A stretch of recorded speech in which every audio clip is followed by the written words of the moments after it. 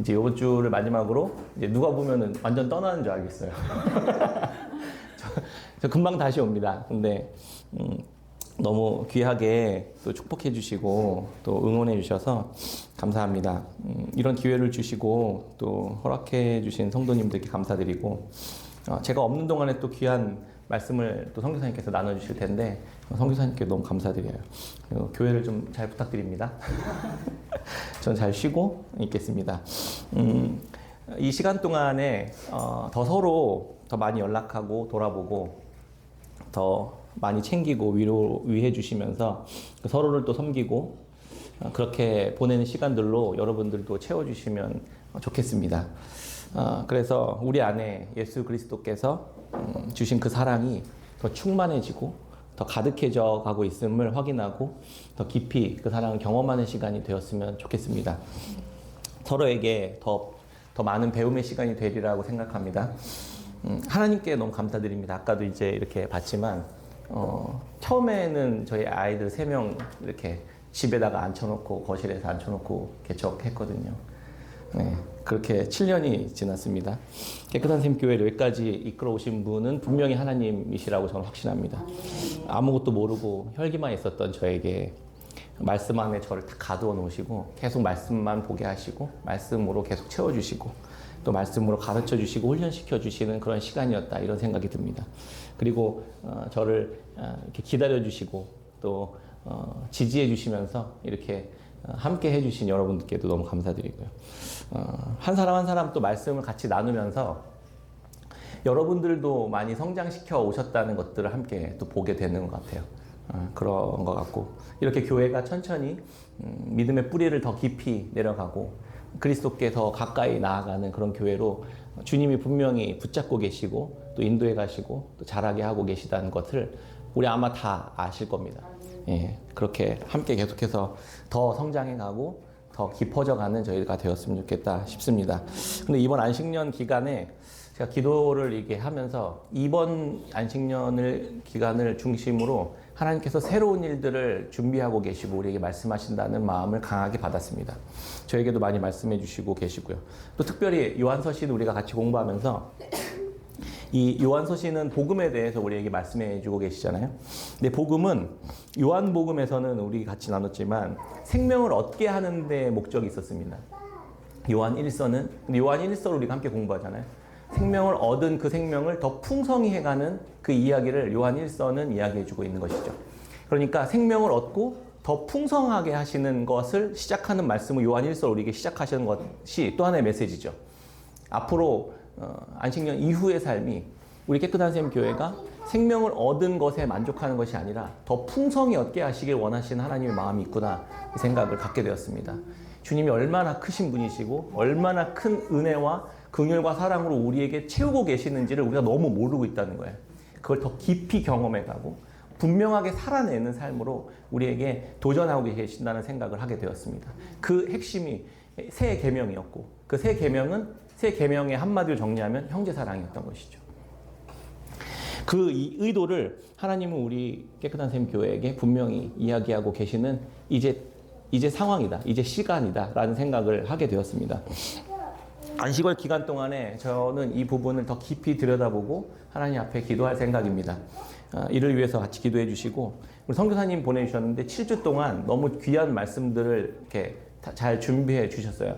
그래서 그 이야기를 함께 들으시면서 성도님들도 함께 같은 마음을 같이 품고 기도하면서 하나님이 우리 공동체, 우리 교회에게 주시고자 하시는 이 시대에 교회에게 주시고자 하시는 하나님의 말씀이 무엇인지를 함께 들어가고 함께 배워가고 또 그것을 함께 공유해가는 그런 교회 되었으면 좋겠습니다. 오늘 함께 나눌 말씀도 이와 연장선상에서 또 하나님께서 저에게 같이 마음을 주셨습니다. 요한서신은 교회를 어두움 가운데 있는 세상으로부터 부름받은 이 에클레시아로서의 교회를 이야기했다고 했습니다. 우리는 그렇게 부름받은 자들입니다. 세상에 속한 자들이 아니고 하나님께 속한 자들로 우리를 부르신 것입니다. 그게 교회의 정체성입니다. 그러니까 세상에 속하지 않고 세상의 것들을 사랑하지 않고 하나님을 사랑하는 자들로 우리를 부르신 그 존재들이라는 것입니다. 그러면 거기에 머무는 것이 아니라 삼위 하나님과의 사귐과 그 사랑과 교제 가운데로 나아가도록 그 코이노니아로 부르신 교회. 이 에클레시아로서의 교회와 코이노니아로서의 교회가 우리가 부름받은 정체성이고 우리의 존재의 목적이고 우리의 삶의 이유라는 것을 우리가 함께 나눴죠.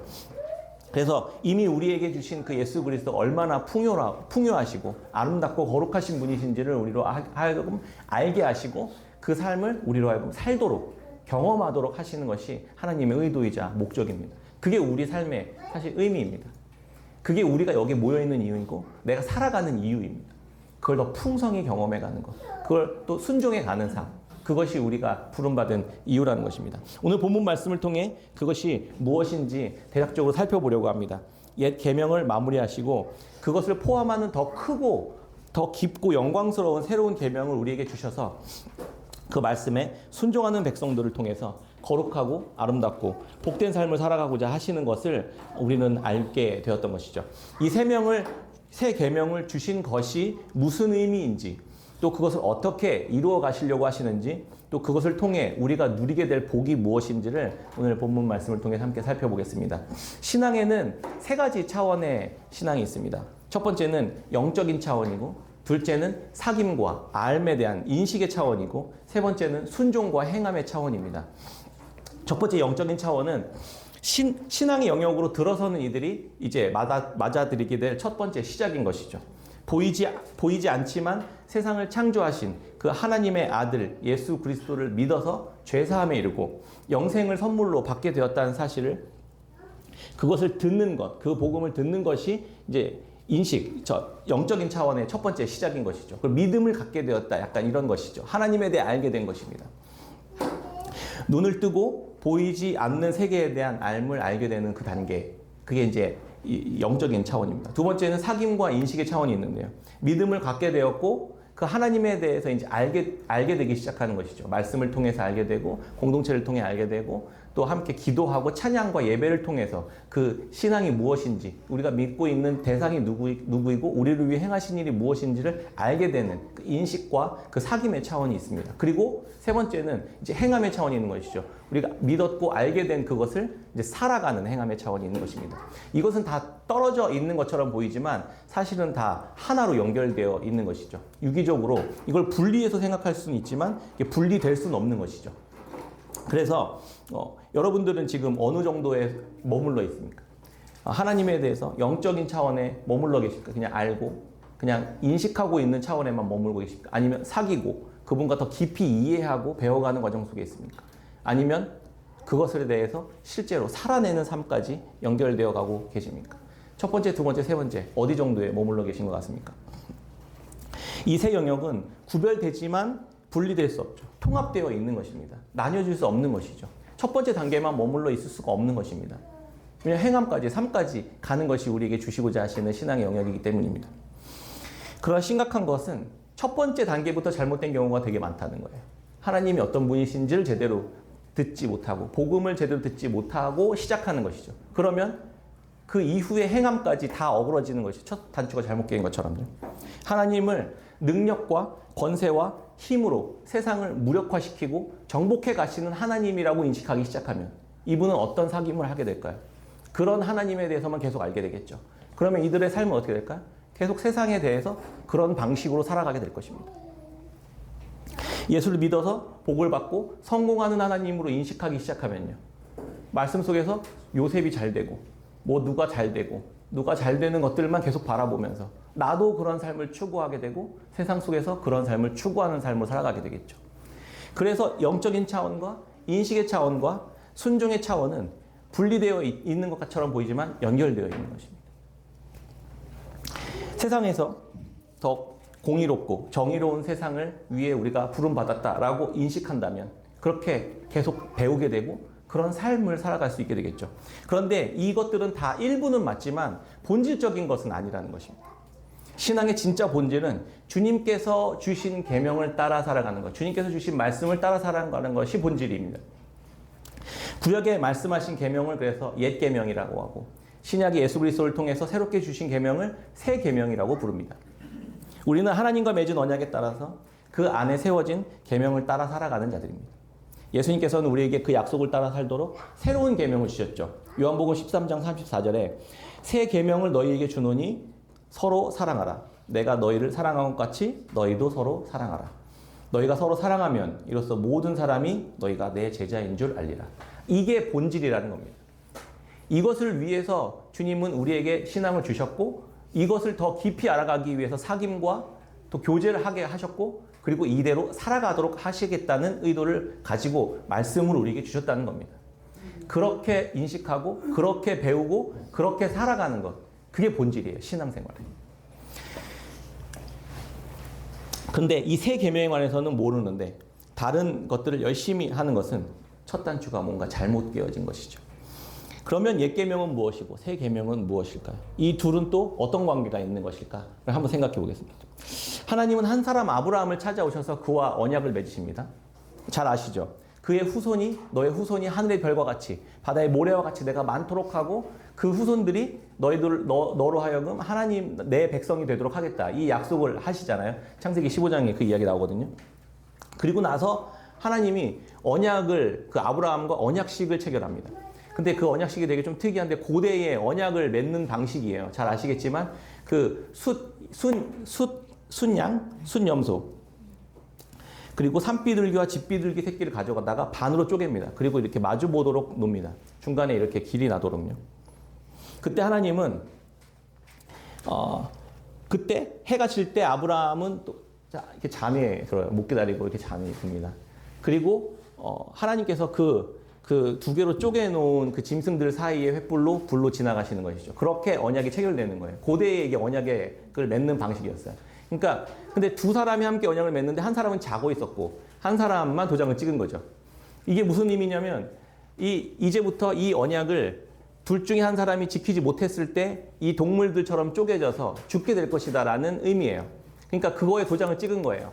그런데 아브라함은 잠을 자고 있었죠. 하나님만 지나가신 겁니다. 이게 무슨 의미냐면 아브라함은 할 일이 없게 만들겠다는 거예요. 내가 이 약속을 내가 끝까지 반드시 너가 지킬 그 부분까지도 내가 다 지켜 행할게. 이런 의미였던 것이죠. 하나님은 늘 이런 식이었어요. 그래서 계약의 조건이 우리에게만 너무나 유리한 조건이었습니다. 아무것도 우리가 할 게 없죠.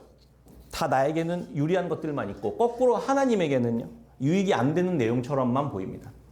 하나님은 늘 손해를 보시고 우리는 늘 유익을 얻는 이 언약이 우리가 하나님과 맺은 언약의 시작이었습니다. 게다가 아브라함은 잠들어 있었죠. 무슨 내용인지도 모른다는 거예요.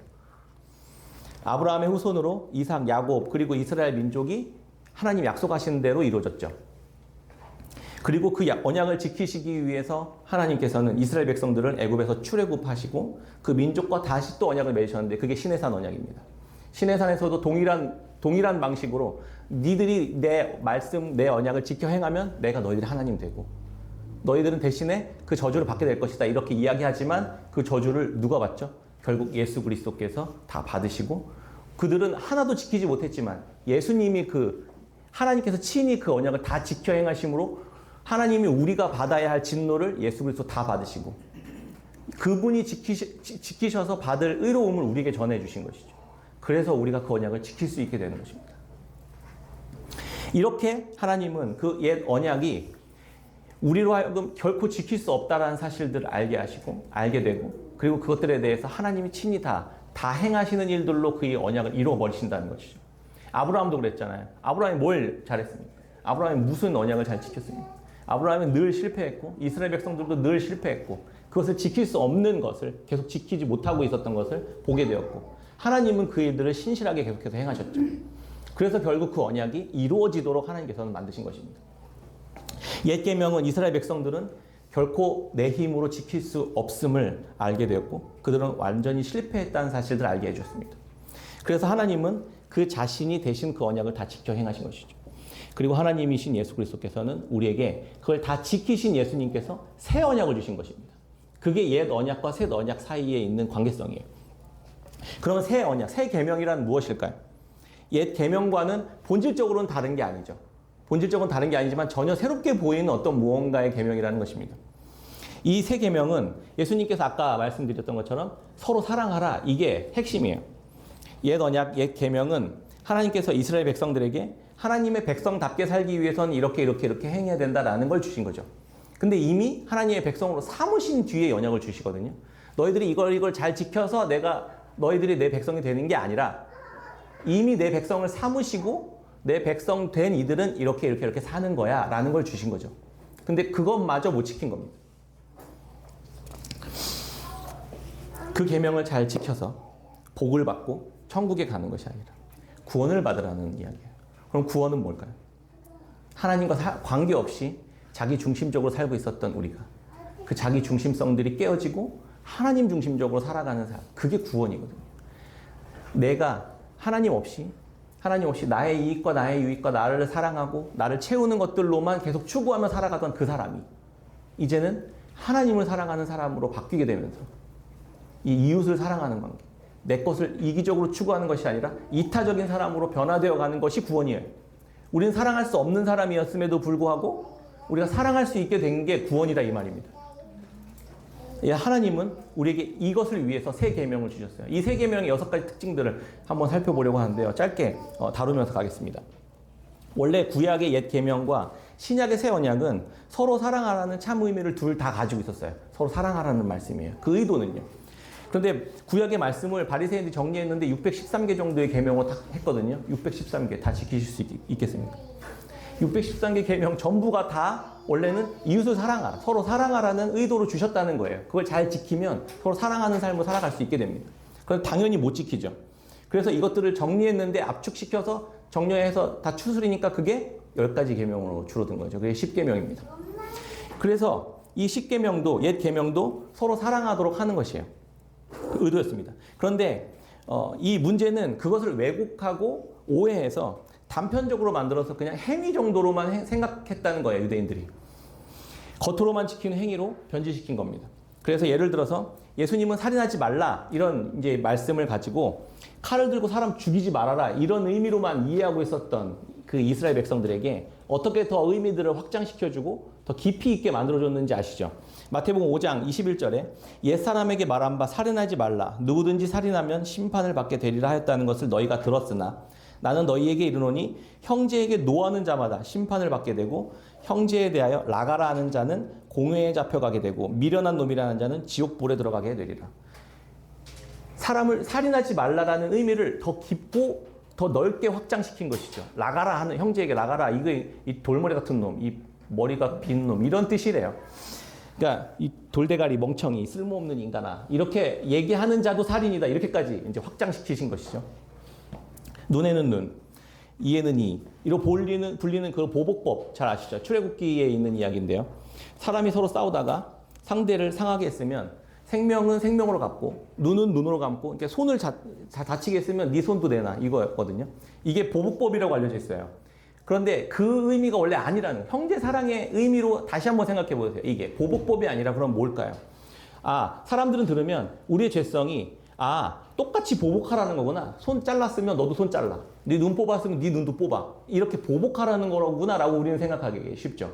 근데 보복법이 아니라 제한을 둔 겁니다. 제한을 둔 거. 만약에 권력이 있고 돈이 많은 이가 어떤 사람의 손을 해했다고 한번 생각해 봅시다. 돈이 없는 사람이 돈이 많은 권력이 있는 이의 손을 행했다고 합시다. 이 사람은 이 사람에게 어떻게 할까? 이 사람이 종이에요. 그럼 어떻게 할까요? 손만 자를까요? 눈만 뽑을까요? 아마 3대 가족을 아마 멸족시켜버릴 겁니다. 그런데 그렇게 하지 말고 네 손을 했으면 네 손만 해. 이해되시죠? 그게 형제사랑의 정신이라는 겁니다. 똑같이 보복해가 아니라 제한을 두는 거예요. 우리의 죄성이 더 극악한 악을 더 창궐하게 만들지 않도록 하나님이 제한을 두셨던 그게 형제사랑의 정신이었다는 겁니다. 그게 율법의 원래 정신이었다는 겁니다. 예수님이 근데 이 정신을 더 어떻게 확장시키셨는지 마태복음 5장 38절에 또 눈은 눈으로 이는 이로 갚으라 했다는 것을 너희가 들었으나 나는 너희에게 이르노니 악한 자를 대적하지 말라. 누구든지 내 오른편 뺨을 치거든 왼편도 돌려대며 또 너를 고발하여 속옷을 가지고자 하는 자에게는 겉옷까지 가지게 하며 또 누구든지 너로 억지로 오리를 가게 하거든 그 사람과 심리를 동행하고 내게 구하는 자에게 주며 내게 꾸고자 하는 자에게 거절하지 말라. 보복법을 이웃을 나의 몸과 같이 내가 대접받고자 하는 대접처럼 대해주라는 이웃 사랑의 법으로 확장시켜버리신 것입니다. 사실 이게 가능한 일입니까? 오른편 뺨을 맞으려면요. 오른편 뺨을 맞으려면 손등으로 맞아야 돼요. 손등으로 이렇게 맞아야 오른편 뺨을 맞는 거거든요. 그러면 반대편 뺨도 또 그렇게 되라고 하는 게 우리의 본성상 정상입니까? 이게 가능한 일입니까? 그게 율법이에요. 그게 세계명이라는 말입니다. 지키실 수 있겠어요? 속옷 달라고 하면 겉옷까지 다 벗어주라고요. 그게 형제 사랑, 이웃 사랑의 정신이라는 겁니다. 율법을 주신 이유예요. 구약의 원래 의도도 같은 정신에서 나왔다는 겁니다. 그래서 예수 그리스도를 우리에게 보내주신 것이죠. 그 두 번째는 새 언약의 기준은 내가 너희를 사랑한 것 같이. 그래서 먼저 우리 보고 사랑하라고 하시지 않고 우리를 먼저 사랑하신 겁니다. 내가 너희를 사랑한 것 같이 너희도 사랑하라. 이렇게 이야기해 주신 거죠. 그게 기준이에요. 그래서 예수 그리스도께서 자신의 생명을 우리에게 내어주신 것 같이 그걸 먼저 경험하고 그 풍요로운 그 풍성한 삶을 먼저 경험하고 이웃을 사랑하는 것, 이것이 순서라는 겁니다. 먼저 10,000달란트를 탕감해 주시고, 10,000달란트라고 하면 한 나라의 GDP 정도 되는 규모거든요. 한 국가에. 근데 100데나리온, 한 돈 1,000만 원, 100만 원에 1,000만 원 정도. 그러니까 한 나라의 GDP 정도를 탕감받고 100만 원이나 1,000만 원 정도 이웃에게 탕감해줘라. 이런 의미예요. 그러니까 우리가 받은 탕감의 크기를 먼저 깊이 경험하고 내가 받은 그것이 얼마나 크고 많은지를 먼저 깊이 경험할 때 그것을 행할 수 있게 된다는 것입니다. 대언자 되시고 우리에게 화목제물 되셔서 얼마든지 용서해 주실 수 있는 그분 앞에 우리는 날마다 나아가 그분의 용서를 늘 받으며 살아가고 있잖아요. 어떠한 크기나 어떠한 무게라도 죄사함을 받을 수 있다고 우리가 계속 지금까지 배워왔지 않습니까? 그렇게 지금 또 살아가고 있지 않습니까? 지금도 여전히 탕감을 받으며 살아가고 있는 우리가 어떻게 다른 이들 앞에서 탕감을 하지 않을 수 있겠냐, 이 이야기를 하고 있는 것이죠. 예수 그리스도께서 우리 자신을 통해 받은 그 사랑과 은혜만큼 이웃을 향해 흘려보내고 사랑하라는 말씀이 계명의 정신이라는 것입니다. 하나님 앞에서 우리가 거저 용서받고 회복받은 자가 왜 사람들에게는 혹독한 대가를 치르도록 더 극렬한 대가를 치르도록 요구할까요? 하나님께 받은 사랑과 그 크기가 얼마인지를 사실 잘 경험하지 못하기 때문이라고 생각하는 것이죠. 또 세 번째는 돌판이 아닌 마음의 그 언약을 기록한다 이렇게 이야기하거든요. 이 새 언약은요. 구약에서 하나님의 계명을 어디다 새겼죠? 돌판에다 새겨서 성전이나 장막 안에 보관했었습니다. 그리고 그 돌판이 곧 하나님의 말씀이라고 생각하고 그렇게 여겨졌습니다. 하나님의 임재가 거기 있다고 여겨졌죠. 그러니까 지성소 안에는 아무도 들어갈 수가 없었습니다. 하나님 앞에 가까이 갈 수가 없었어요. 1년에 딱 한 번 대제사장만 한 번 들어갑니다. 그런데 이스라엘 백성들이 하나님의 언약을 지키지 못하고 포로로 끌려간 그때 예레미야 선지자를 통해서 하나님이 약속하신 것이 있습니다. 예레미야 31장 33절입니다. 그러나 그날 후에 내가 이스라엘 집과 맺을 언약은 이러하니 곧 내가 나의 법을 그들의 속에 두며 그들의 마음에 기록하여 나는 그들의 하나님이 되고 그들은 내 백성이 될 것이라. 여호와의 말씀이니라. 그들의 마음에 내 말을 기록해 놓을 것이다 이렇게 얘기해요. 율법을 돌판에 새긴 정도가 아니라 마음에다 새겨주겠다 이런 이야기를 약속을 하신 거예요. 예레미야 선지자를 통해서.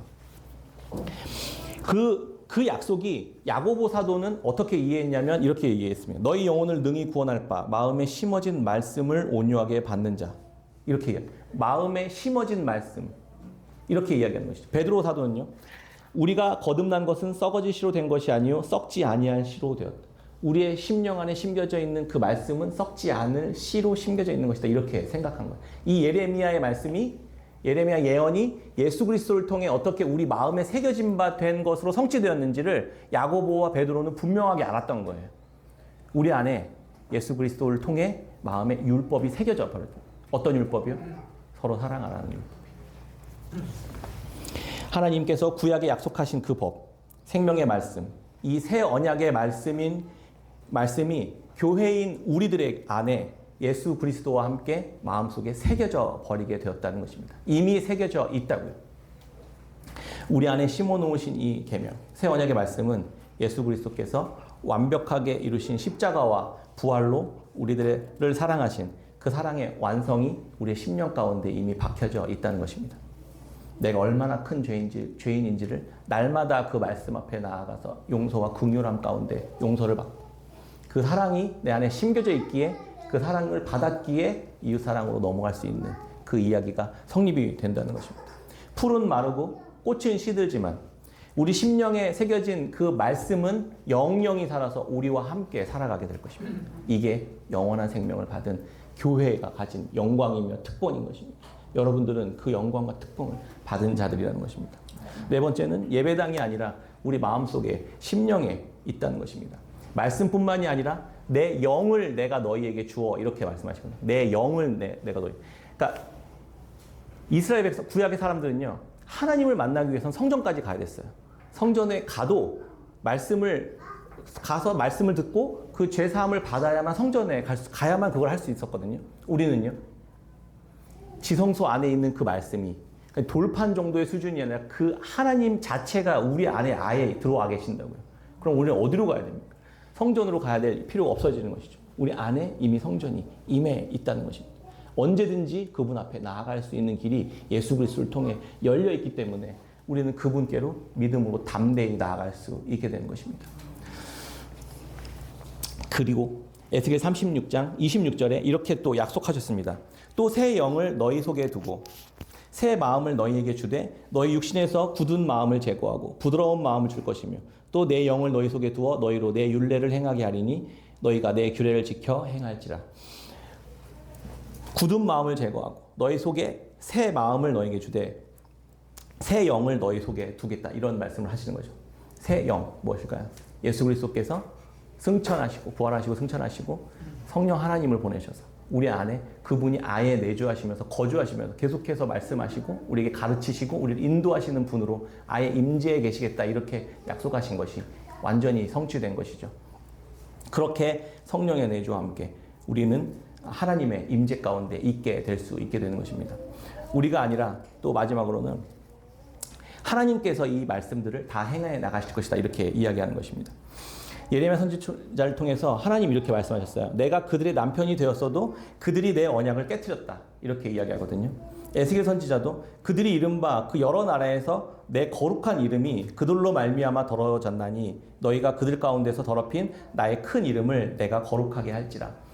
우리는 계속 실패해요. 이스라엘 백성들은 계속 하나님의 이름을 더럽힙니다. 그런데 하나님이 그 일들을 성취하시죠. 아까 그 아브라함과 맺었던 그 언약을 어떻게 지키시는지를 알려줬잖아요. 우리는 늘 실패하고 우리는 늘 넘어지고 우리는 늘 죄 가운데 빠지지만 그 언약을 완전히 이루시는 분은 하나님이 친히 하신다고요.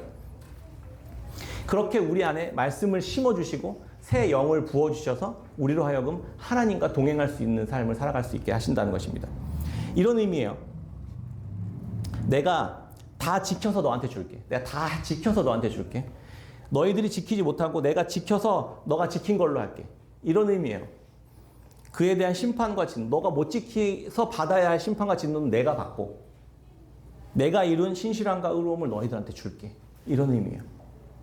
너가 지킬 수 있는 힘도 능력도 없으니까 내 영도 주고 말씀도 주고 다 주어서 그렇게 능력까지 줄게. 지킬 수 있도록 다 해줄게. 이런 의미거든요. 반역과 죄의 문제도 십자가에서 다 해결하시고 말씀을 심령에 아예 새겨주시고 성령이 아예 거하시면서 우리 계속 말씀하시면서 우리의 삶을 인도하시는 그 방향, 인도해 가시겠다는 것입니다. 그런데 이상하죠? 구약의 백성들과 우리는 여전히 다를 바 없는 삶을 살아가고 있다는 이 엄청난 은혜를 겪었음에도 불구하고 과거에 성전에서 하나님의 임재의 현현이 조금만 있었어도 소리와 그 음성 가운데 있어도 그 두려움 때문에 사람들이 가까이 가지도 못하고 바라보지도 못했습니다. 성전을 향해서. 그런데 그 하나님이 친히 임재해 계시는 내 안에 계심에도 불구하고 하나님의 말씀 앞에 두려움과 정죄와 올바른 합당한 우리들이 더 신기하지 않습니까? 이게 우리들의 모습입니다. 그런데 하나님은 그럼에도 불구하고 동일하게 내가 스스로 다 그 일들을 이뤄낼 것이야 라고 우리에게 말씀해 주고 있는 것입니다. 너희는 내 말에 순종하고 따라오기만 하면 돼. 이런 의미죠. 그렇게 하나님은 마지막으로 새로운 백성들을 창조해 내시는 것입니다.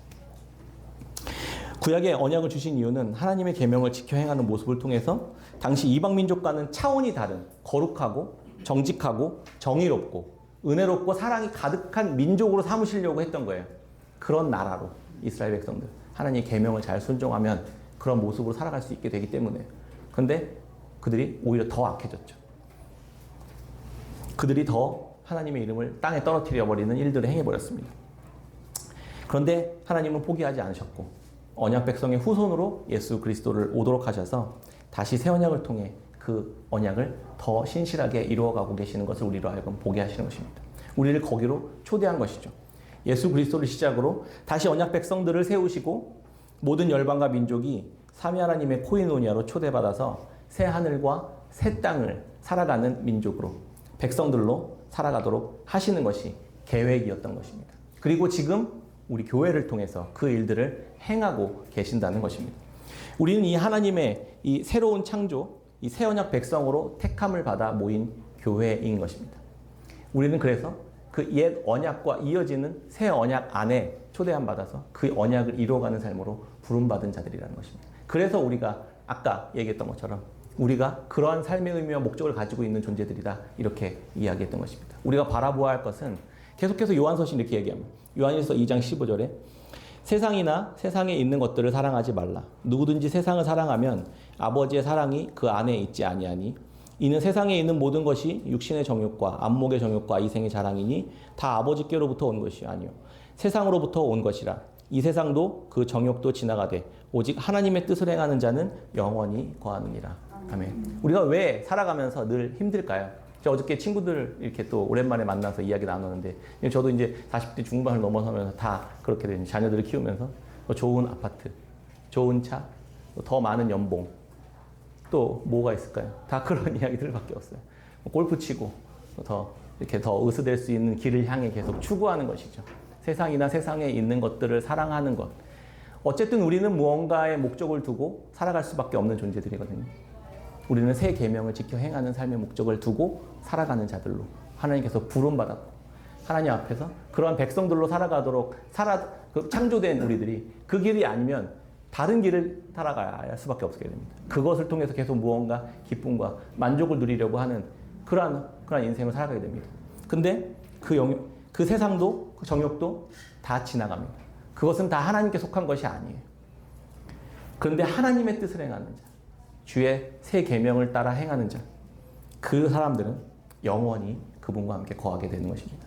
그것이 우리의 소망이고 그것이 우리의 기쁨이고 그것이 우리가 추구해 나가야 할 방향이라는 것을 우리로 하여금 이야기해 주는 것입니다. 이렇게 우리는 새 계명을 받은 새 언약 교회로 창조된 자들이라는 것, 그것을 꼭 잊지 않으셨으면 좋겠습니다. 생명양식 본문으로 여호수아 묵상하고 있습니다. 때마침 또 여호수아가 저의 눈에는 이 말씀처럼 보이는 거예요. 너무 적실한 말씀이다. 요한서신과 어떻게 연관될까 생각해 봤습니다. 여호수아는 그 모세라는 위대한 지도자가 죽었고 그리고 언약 백성을 이끌고 광야에서 가나안으로 진군해 가고 전쟁을 치러야만 하는 이야기가 들려 있는 것이죠. 여호수아는 리더십을 이양받고 매우 막막하고 두려웠을 거예요. 내가 어떻게 저 위대한 모세보다 더 나은 지도자가 될 수 있을까? 그때 하나님께서 그를 찾아오셨습니다. 여호수아 1장 5절 6절에 내 평생에 너를 능히 대적할 자가 없게 하겠고 모세와 함께 있었던 것 같이 너와 함께 있을 것이다. 강하고 담대하라. 그들의 조상에게 주리라 한 이 땅을 이 백성에게 차지하게 할 것이다. 이렇게 말씀하십니다. 여호수아의 일은요, 모세가 지금까지 했었던 일의 연장이었습니다. 모세가 한 게 아니라 모세에게 말씀하신 그 하나님의 말씀에 순종하며 계속 가면 되는 길이었던 거예요. 모세가 위대했던 게 아니라 모세에게 말씀하신 하나님이 위대했던 것이죠. 여호수아는 그것을 바라볼 수 있었어야만 했었습니다. 결국 모세가 했었던 일이나 여호수아가 앞으로 해야 할 일이나 하나님의 말씀을 따라 순종하는 것 한 가지밖에 없었던 것이죠. 무언가 대단한 걸 준비하지 않았습니다. 그러나 모세는 광야에서 떠돌이 생활을 했던 거라면 여호수아는 뭔가 전쟁을 치르고 뭔가 세상으로 더 깊이 들어가는 무언가의 일처럼 보이잖아요. 다른 일처럼 보이지만 결국 같은 일이라는 겁니다. 하나님이 예전부터 약속해 오셨던 그 일들을 이루어 가시는 일의 연장선에서 그냥 잠시 어떤 일들을 맡았을 뿐입니다. 근데 겉으로는 다른 일처럼 보이는 것이죠. 그런데 같은 일입니다. 하나님의 말씀에 순종하는 일이에요. 여호수아는 전쟁을 위해서 군사력을 준비하고 그렇게 하지 않았어요. 주변 국가와 화친을 맺어서 뭔가 좀 이렇게 친하게 지내고 평화를 만들어보고 이렇게 동맹하지 않았습니다. 그저 성결하게 하고 하나님의 말씀에 귀 기울이기만 하면 되는 거였습니다. 완전히 어리석은 것처럼 보이는 것이죠. 그렇게 해가지고 살겠어? 그렇게 해가지고 이 험난한 세상 살겠어? 이렇게 이야기하는 그 소리를 계속 들어야만 하는 것이죠. 뭔가 계속 불안합니다. 뭔가 다른 사람들은 전쟁의 군비들을 더 준비하고 기술들을 연마하고 군사력들을 더 강화하고 이렇게 하는데 나는 성결하라니요. 성결하라고. 진격 직전에 성결하게 하면 그걸 하는 거예요. 제사장을 준비해서 율법궤를 들고 앞으로 먼저 가게 합니다. 가장 연약한 그 제사장들을요. 그래서 요단강으로 가라고 그러면 가면 되는 거죠. 무슨 전쟁 준비를 하고 대열을 갖추고 뭐 요단강 건너기 위해서 자 이제부터 배를 만들자 이렇게 안 했다는 거예요. 앞으로도 계속 보실 거예요. 근데 잘 보세요. 그냥 여리고성을 조용히 돌고 항아리랑 나팔로 무너뜨렸습니다. 이 여호수아가 대단한 일들 한 것 같지만 그게 아니에요. 하나님이 하라고 하시는 거 그냥 하는 겁니다. 하나님의 말씀, 언약, 그 계명에 순종하는 것이죠. 주변 나라들은 얼마나 소름 돋았을까 그런 생각해 봤습니다. 요단강을 건너야 되는데 그때는 물이 불어가지고 그냥 건널 수가 없는 상황이었거든요. 그러니까 그 적군들은 아마 그렇게 생각했을 거야. 물 빠지기 전까지는 그래도 안전할 거야. 근데 웬걸요? 제사장들이 율법궤에 딱 발을 대는 순간 그냥 요단 강물을 그냥 막아버렸습니다. 그래서 마른 땅처럼 건너왔어요. 그러니까 이방 민족들이 어떻게 생각했을까요? 지금은 도저히 건널 수 없는데 아무리 배를 만들어도 시간이 걸리고 하나님의 일하심의 방식이 너무나 놀랍게 그렇게 일하신다는 겁니다. 마른 땅을 건너왔어요. 그냥 무슨 귀신도 아니고. 하나님이 전쟁하시는 방식은 이런 방식이라는 거예요. 그리고 되게 웃긴 거 뭔지 아세요? 건너갔어요. 그러면 이제 적진 바로 앞에 있는 건 코앞에 거기서 뭐 하는지 아십니까? 남자들에게 할례를 명합니다. 할례가 뭐냐면 이렇게 남자들의 표피를 생식기 표피를 베는 거잖아요. 아무것도 못해요. 우리 성화나 해봤지만 일주일 동안 아무것도 못 움직이면 근데 적진 앞에서 그걸 하래요. 아니 건너기 전에 하던지. 하나님이 일하시는 방식이 늘 그런 방식이라는 겁니다. 그렇게 우리를 무기력하게 만드시고 우리가 아무것도 내 손으로 행할 수 없는 그 상황 속에서도 하나님이 다 행하신다고요. 그렇게 일하시는 방식이 하나님의 말씀에 순종하는 자들의 삶을 통해 드러나게 되는 것입니다. 새 계명이요. 그렇게 지켜 행해 보십시오. 하나님이 어떻게 일하시는지. 내가 너희를 사랑한 것처럼 너희도 서로 사랑하라. 바보같이 보이는 이 말을 들으면서 계속 그대로 순종해 보십시오. 저거 뭐 뿔나팔 들고 율법궤 메고 앞으로 가는데 저거 다 진멸될 것 같은데? 아니요. 오히려 거꾸로 하나님이 진멸시키시겠다고 약속하신 그 민족이 진멸됩니다. 말씀을 맺겠습니다. 새롭다는 의미에는 두 가지 의미가 있습니다. 한 가지는 헬라어로 아나카이노세이라는 단어입니다. 에베소 4장 23절에 너희 심령이 새롭게 되어라고 할 때 그렇게 새롭게 되다라는 뜻이거든요. 이거는 근데 새롭다는 의미가 우리는 다 새롭다가 다 똑같이 통용해 쓰지만 이 헬라어는 약간의 뉘앙스를 나눕니다. 리뉴 그런 의미에서 새롭게 되다예요. 그러니까 리모델링 하는 거죠. 기존에 있었던 건데 털고 새롭게 도배지를 붙이는 거죠. 약간 그런 식의 리뉴 새롭게 되는 것. 그런 의미가 있어요. 그런데 새 계명에 쓰이는 단어는 이 단어를 쓰지 않아요. 헬라어로 카이넨이라는 단어를 쓰거든요. 카이넨. 이것이 영어로 해서 말하는 그냥 뉴예요. 근데 원래 뉴라는 의미도 이게 좀 더 세분화되어야 되는데요. 새 제품 할 때 정도의 새로움이 아니에요. 이전에는 존재하지 않는 전혀 새로운 것이라는 의미. 지금까지 한 번도 경험해 본 적이 없는 새로움. 예를 들면 뭐 삐삐를 사용하던 시절에 아이폰 14나 15가 탁 나오면 이게 완전 뉴죠. 그런 의미의 뉴보다 더 깊은 차원의 뉴라는 의미예요. 어떤 게 있을까요? 더 깊은 차원의 뉴. 생명이 있습니다. 돌멩이처럼 생긴 씨앗을 땅에 심습니다. 그럼 그 씨앗이 싹이 됩니다. 그러면 씨앗과 싹은 어떤 연관관계가 있죠? 뉴죠, 뉴. 그런데 존재의 본질상 동일한 생명을 갖고 있는 거예요. 이런 의미에서 새로움이에요. 한 번도 씨앗에서는 볼 수 없었던 새로움. 싹이요. 그리고 싹이 자라면 뭐가 나오죠? 자라고 열매를 맺죠. 그 싹이 사과나무가 되는 그 사과나무와 그 사과나무 싹의 관계. 전혀 새로움의 뉴죠. 그런데 동일한 존재를 가지고 있습니다. 본질, 생명이요. 이것보다 더 깊은 차원이 있습니다. 지난주에 우리 채성이를 보고 왔습니다. 갓 3kg를 넘겼더라고요. 눈을 거의 뜨지 못하고 잠만 잡니다. 하루는 채성이의 친구이지만 몇 개월 만에 더 많이 컸습니다. 엊그제 태어난 것 같았던 우리 희성이는 이제 말하고 뛰어다닙니다. 깨샘 키즈 아이들이 다 그렇게 태어났고 자랐고 저도 그랬을 것 같습니다. 제가 태어났을 때, 채성이만 했을 때의 저와 오늘의 저는 뉴죠. 전혀 새로운 뉴. 우리를 그렇게 생명으로 빚어가시는 것이라는 의미입니다. 깨끗한 샘교회가 7년 됐습니다. 처음에 우리 아이들 3명 앉혀놓고 시작했었던 그 깨끗한 샘교회와 오늘 이 시간에 깨끗한 샘교회, 그리고 앞으로 열매 맺을 또 깨끗한 샘교회는 전혀 새로운 뉴가 될 것입니다. 하나님의 새 계명이 우리를 새롭게 해 가실 것이기 때문입니다.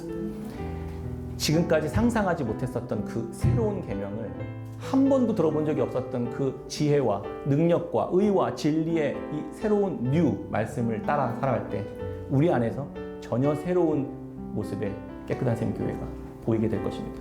여러분 각자의 삶에도 이 새로운 삶의 방식들을 계속해서 살아나가는 이 초대 안에 우리가 계속해서 반응하며 나아갔으면 좋겠습니다.